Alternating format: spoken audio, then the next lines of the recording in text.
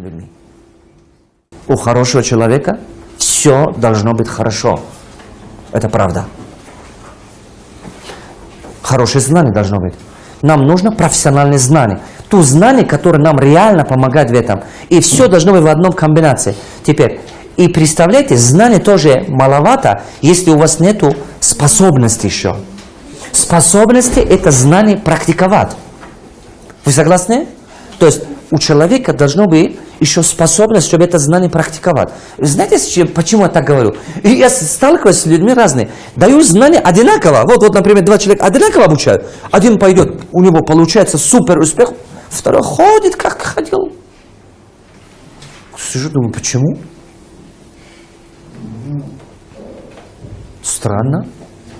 Если я сюда сейчас бишбармак принес, бы все одинаково кушали бы.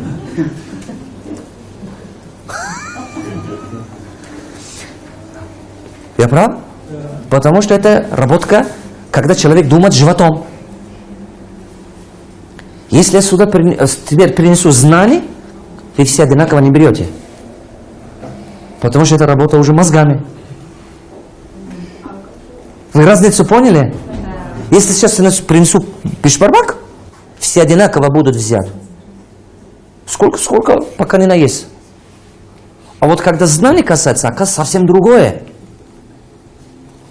Я сталкиваюсь постоянно с тем, что два человека или вот один и тот же знание дам. Один пойдет, куча денег зарабатывает, другой ходит и говорит, что-то у меня не получается. И поверьте, это ходит, знаете, вот так. Еще говорит, ну что-то, наверное, я не то делаю. Ну извини, потому что вот это гнилой, вот этой способности не хватает. Я специалист по человеке. Я вам хочу сказать, не надо думать, что как будто в каком-то параметре жизни я крутой, а к другому можно вот так относиться. Потому что это влияет на твои способности, на твой характер. И это трещина даст на твоем характере, потихонечку испортятся все параметры жизни. Не надо говорить, что я в бизнесе честный, жену обмануть можно. Например, таким простым словам. Ну, там погуляю немножко, она откуда узнает? Это твой характер. Ты далеко не пойдешь так. Потому что она рано или поздно выходит в привычку у тебя. И потом ты так начинаешь поступать со всеми. Жизнь, она единая. Хотите стать великим человеком, хотите стать успешным, вы должны быть справедливым. Это как? Кто такой справедливый человек? Это когда вы пожелаете другим то, что вы сами себе желали. И понимать вот эту единую комбинацию понимать, что мы не можем диктовать жизнь под нашими желаниями. Нам надо его принимать, чтобы быть счастливыми. Только так можно стать успешным. И это очень важная вещь.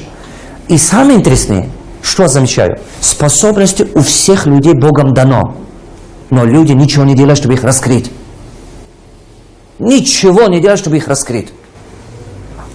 Внутри людей сидят такие гениальные, такие, знаете, вот сила Бога сидит внутри человека. Бог же не придет здесь там что-то делать.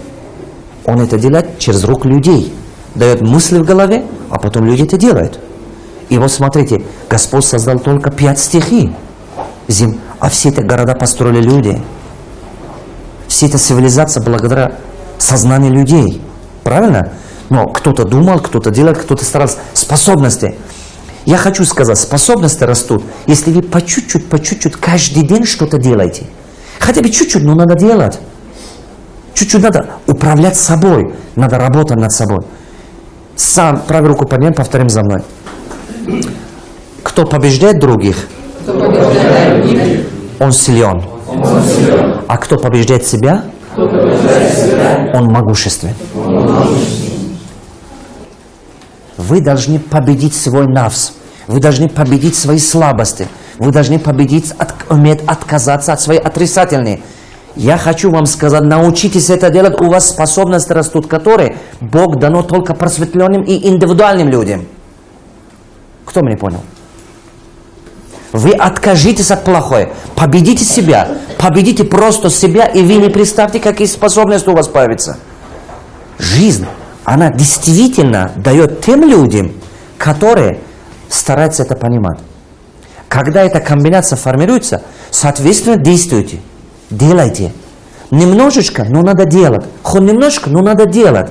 Как вы думаете, кто больше добьет успеха? Тот, который хорошо знает, или тот, который реально, ну мало знает, но реально хочет? Вы видите, разницу видели, да? Вот это знает. Например, ваш ребенок точно знает, как свою комнату убрать. Но ни хрена не уберет. Потому что не хочет. Разве не так? Он точно знает, как убрать свою комнату, но он это не делает. Потому что он не хочет. А получается, что добиваются большего те люди, которые реально хотят. Вот таком. И вся эта курс построен вокруг этого, дорогие мои. Поехали. Первая тема. Стратегия мышления богатых и бедных людей. Я думаю, что за этот момент мы кое-что с вами поняли, что поскольку мышление это есть то, что отличает человека от всего остального живое существо.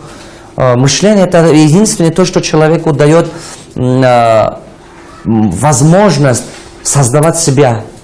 Например, по-другому никак. Мы чем узнаем человека? Когда он о чем-то говорит, по его мировоззрению, по его философии. Знаете, я в одном китайской мудрости почитал такую вещь. Хочешь узнавать будущее человека?